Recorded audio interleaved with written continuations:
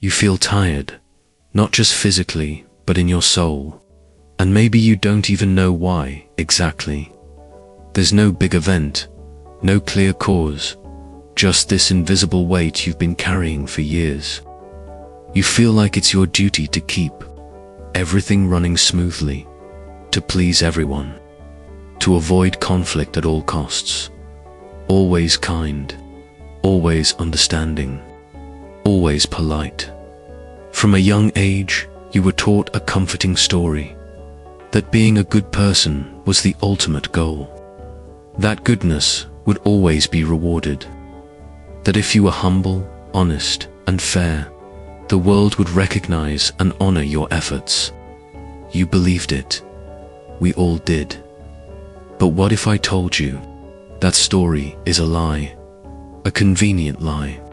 A beautifully wrapped illusion crafted to keep you obedient, predictable, easy to manage. Think about it. How many times have you bitten your tongue just to maintain the peace?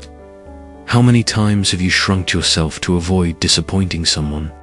How many times have you let someone disrespect you, take advantage of your silence? And still you smiled and said, "It's fine." How many times have you swallowed your pride, your anger, even your truth, all in the name of being good? Here's the reality no one wants to say out loud. The world does not reward the nice ones. It rewards the strategic ones. If you're still watching, it's because you've already started to feel this truth in your bones. You've tried to be the kind friend, the understanding partner, the reliable one. And yet, the more you give, the more they demand.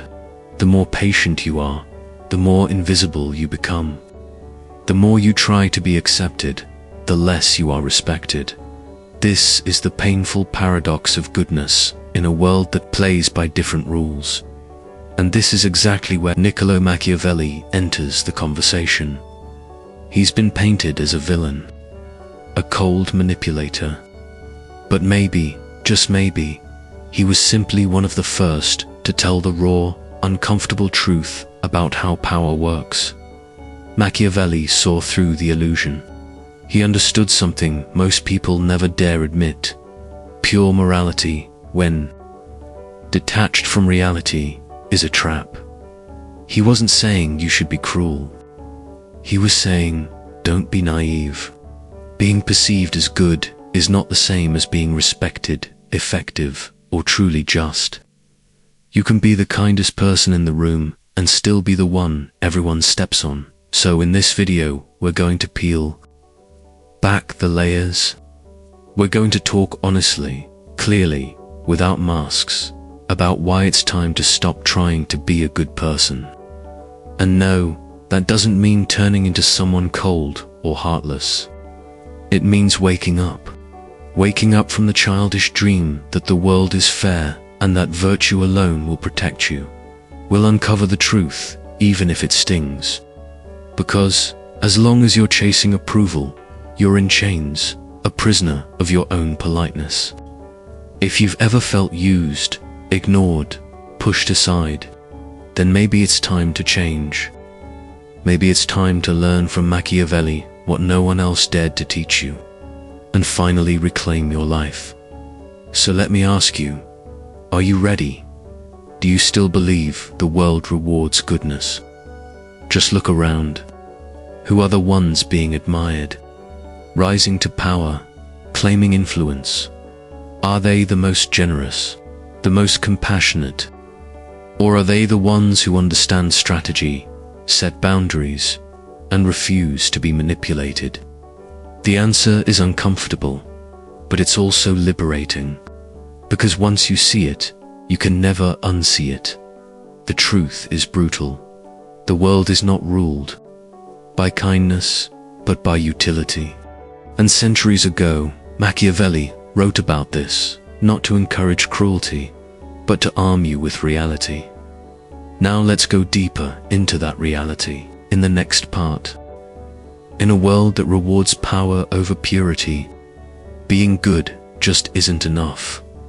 That was the brutal truth Machiavelli exposed, not to encourage cruelty, but to reveal how the game of influence is actually played. His harshest lesson, sometimes, being good is the fastest route to being forgotten.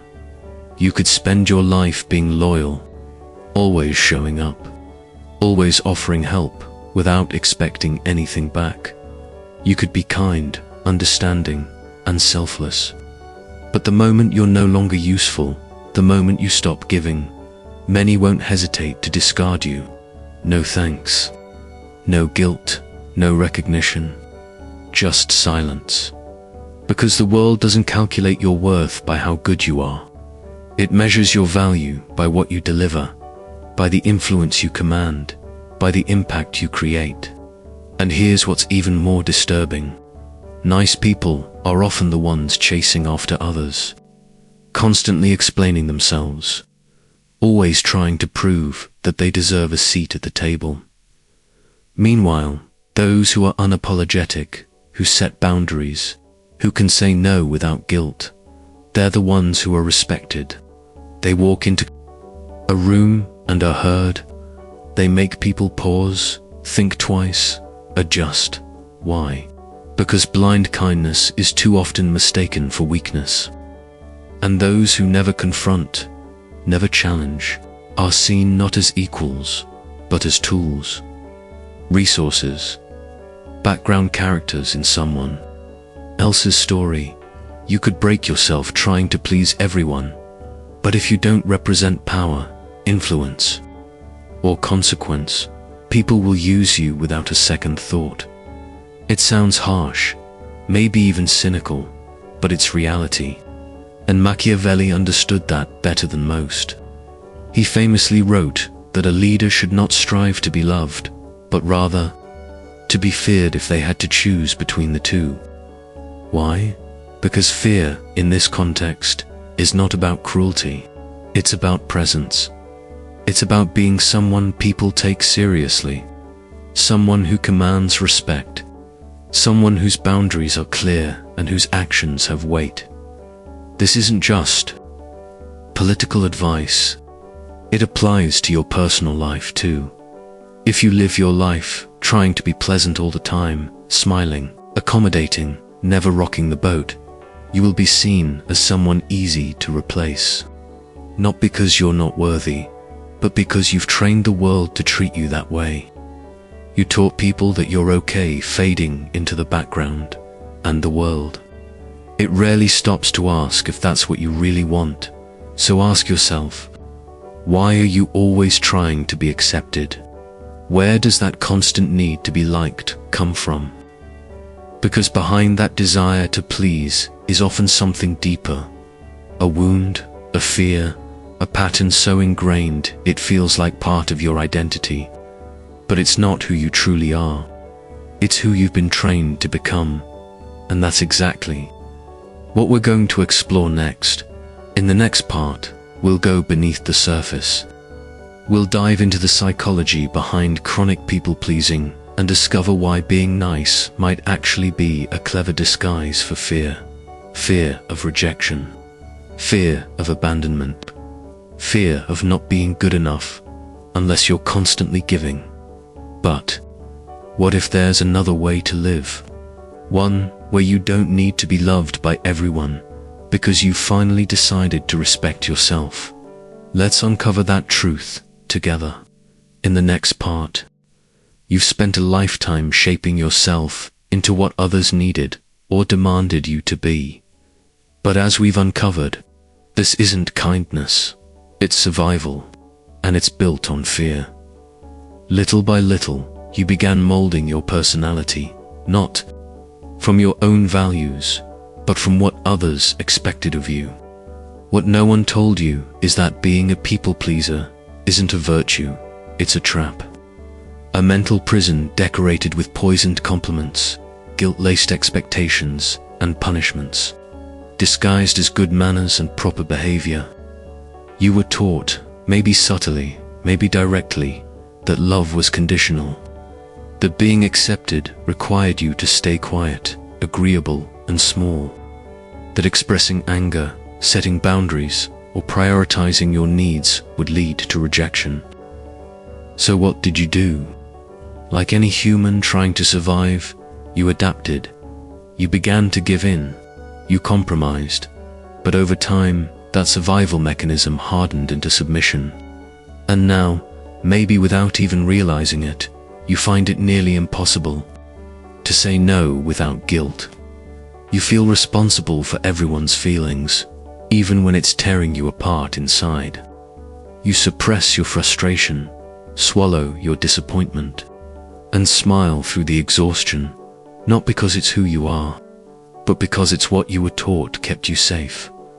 Let's be clear, this is not compassion, it's fear, the fear of being seen as a bad person, the fear of not being loved, the fear of losing people, of making someone upset, of finally being visible, and maybe not being accepted. And this fear has twisted something pure, your natural kindness, into something toxic, a mask. A well-crafted, socially acceptable mask that hides your anger, your voice, your needs. One that tricks you into believing you're just empathetic or understanding, when in reality, you're terrified of confrontation and rejection. But the cost of that mask is enormous. It suffocates your authenticity. It drains your strength. It erodes your dignity, slowly, silently, every day. And the most tragic part, you probably don't even see it happening. You think you're being kind, but what you're really doing is abandoning yourself. And if you don't stop, if you don't take off that mask, it won't just hide your face. It will become your face. One day you'll look in the mirror and not recognize who you've become. But there is a way back to reclaim your power. We must learn from someone who understood better than anyone how perception, influence, and strategy truly work. Machiavelli. He knew that real strength isn't found in being universally liked. It's found in being respected. In the next part, we'll go straight to the heart of this idea. We'll examine what the prince teaches us about escaping the need to seem good and finally becoming someone who commands respect, not for how nice they appear, but for who they truly are. Because, as Machiavelli warned more than 500 years ago, this path, the path of goodness, is beautiful, but dangerous. In the real world, it's not the good who win, it's the effective who do. Effectiveness requires more than kindness. It requires strategy. It means understanding that people don't act based on your intentions. They act based on their interests, their fears, and their perception of your power. And as we'll explore next, when Machiavelli wrote, "Everyone sees what you appear to be, but few feel what you truly are," he was delivering a brutal truth. One that can either enslave you or set you free. Let's take that truth and turn it into your advantage. In the next part, you've seen now that being genuinely good means nothing if the world perceives you as weak. It's a bitter pill to swallow. People don't respond to your intentions, they respond to your image, your presence, your perceived strength. You might be the most just, generous, and compassionate person in the room. But if you don't command respect, if you don't radiate confidence and control, you'll be dismissed, ignored, or worse, taken advantage of. And that's why, in Machiavelli's eyes, you are the prince. Anyone who dares to take charge of their own life, their fate, their mind, must stop being naive. You must stop thinking that life will reward you just because you're morally upright. Machiavelli wrote that the prince must appear virtuous when it is useful and act strategically when it is necessary. He didn't say virtue is useless. He said virtue without wisdom is dangerous. The prince, he insisted, must master the dual nature of the animal, be both fox and lion. What does that mean? It means being sharp and perceptive like the fox, always alert to manipulation, hidden threats, and subtle traps. And at the same time, it means embodying the commanding strength of the lion, someone others hesitate to challenge. The fox sees what others miss. The lion ensures they think twice before crossing him. And you must be both. Not for dominance, not for cruelty, but for survival, for autonomy, for power that protects your peace and values. Because respect doesn't arise from just being good. It arises from being strategically strong, from knowing when to be silent, when to speak, and when to strike with calm precision. Machiavelli made it clear, the kind of virtue he respected wasn't the naive morality celebrated by philosophers and priests. His version was forged in fire, a blend of courage, intellect, discipline, and yes, coldness when the situation called for it. It's about knowing when to say no, even when it hurts.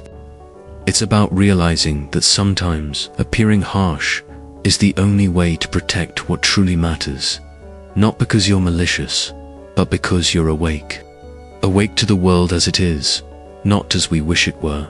He wrote, "A man who wishes to act entirely like a good man is bound to come to ruin among so many who are not good." And you know this, don't you? You've been there. You've tried to be the good one in every situation. And what did it bring you? Disrespect, misunderstanding, silence, injustice.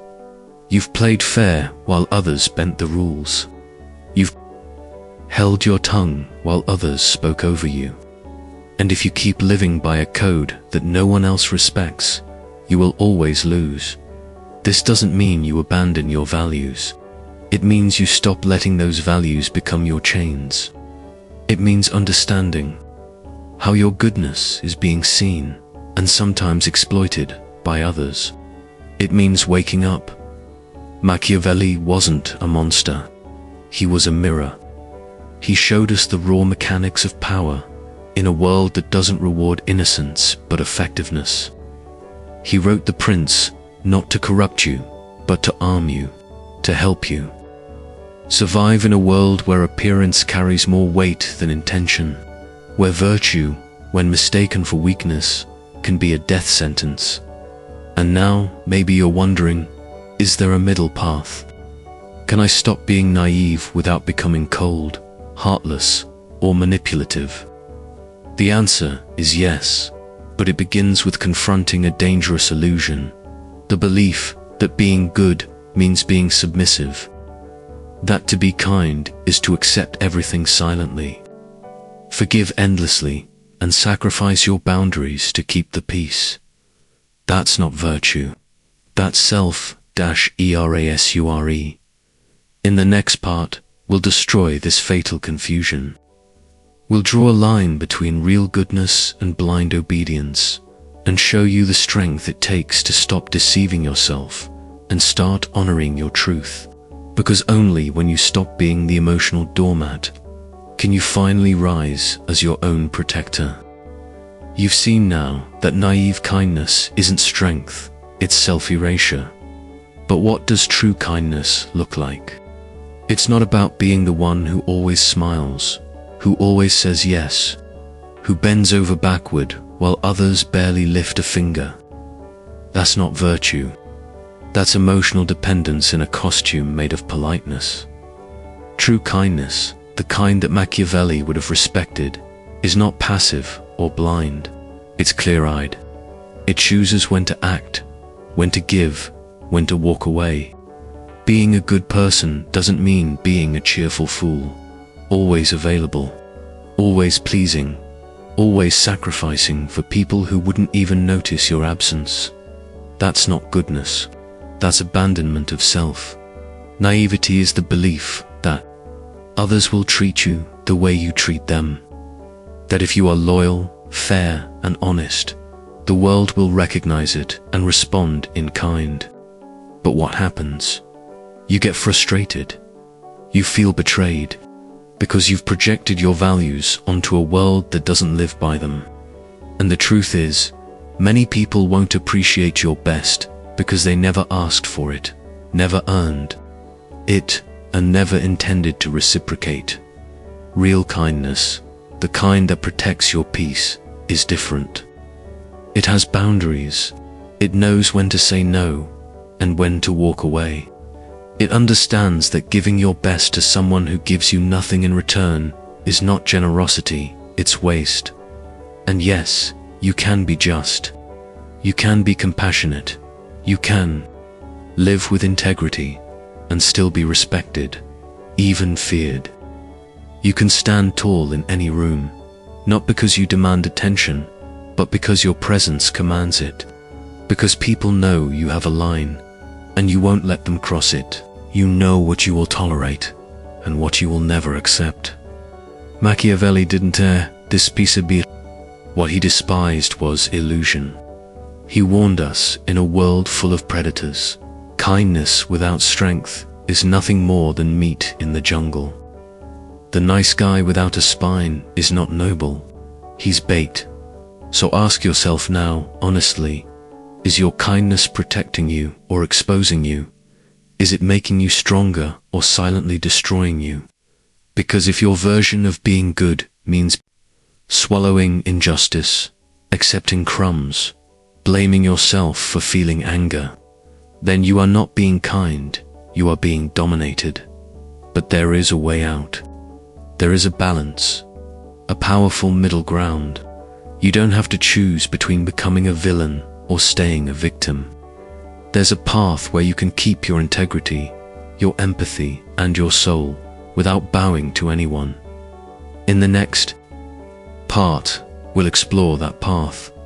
We'll talk about how to stop being nice without becoming cold, how to stand your ground without losing your essence, and how to take back control of your life with strength, clarity, and emotional intelligence.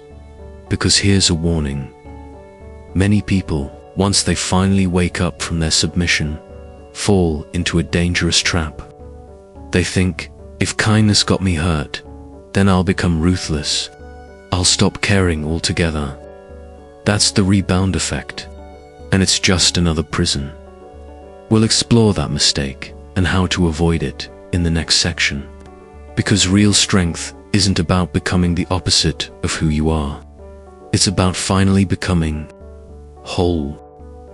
You've realized by now that true strength doesn't mean abandoning kindness. It means refusing to let it be your cage. So what does it really look like to stop being nice without betraying who you are? It starts with one powerful truth. Your voice matters. For too long, you've been trained to believe that disagreeing, setting boundaries, or even just asking for your needs to be respected makes you selfish. But that's not selfishness. That's survival. What's truly selfish is the expectation that you remain silent so others can remain comfortable.